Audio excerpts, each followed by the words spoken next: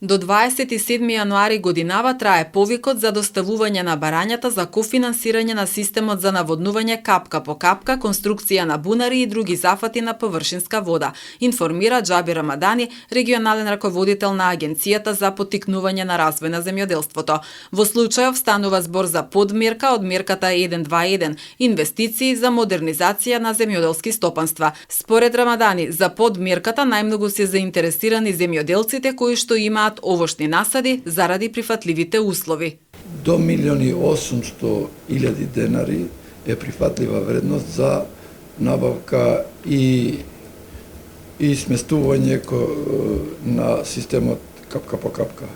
Тука се опфаќа целиот систем од набавка на опрема и приклучни елементи на тој систем за наводнување капка по капка до компјутеризација на истиот. Значи, да се разбереме, ова мерка 121 е широка мерка која опфаќа сите активности земјоделци кои се за модернизација на земјоделски стопанства.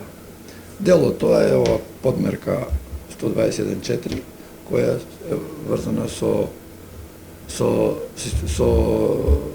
финансирање на система за наводнување капка по капка, значи модернизација што се подразбира до компјутеризација, значи најмодерно што е можно.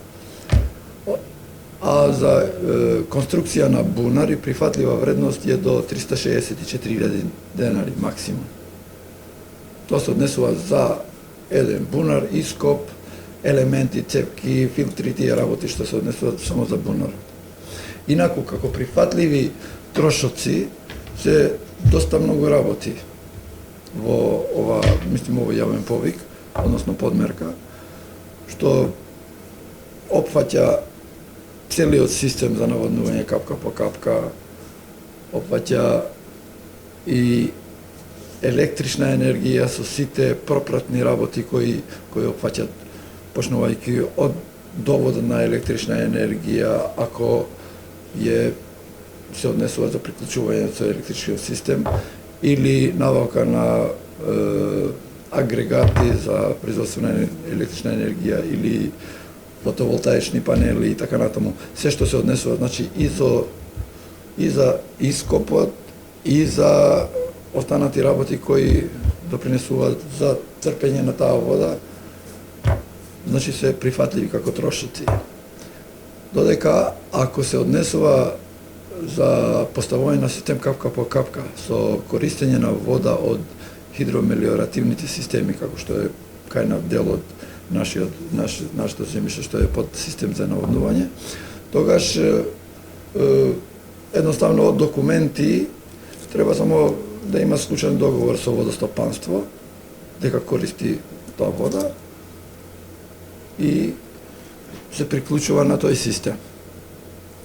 Дека ако се однесува за бунари, тогаш ќе треба, ако веќе ископан бунар или сака да ископа бунар, тоа е иста процедура, исти документи одат, за да се легализира тој бунар.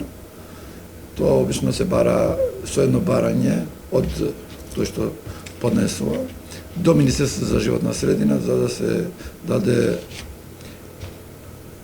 Тоа има два начина, односно ние зборуваме за овој што се однесува за нашиве предели тука, за наши услови, се бара едно мислење кое се дава од Министерството за животна средина, позитивно мислење зборувам.